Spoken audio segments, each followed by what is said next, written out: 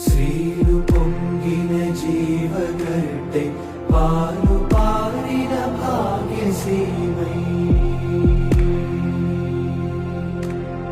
దేశ గర్వము దీప్తి చెందగ దేశ చరితము తేజరిల్లగ దేశ మరసిన ధీర పురుషుల తెలిసి పాడర తమ్ముడా దేశ మరసిన ధీర పురుషుల తెలిసి పాడర తమ్ముడా శ్రీలు పొంగిన జీవగడ్డై పాలు పారిన భాగ్యసీమై ప్రాణినది భరత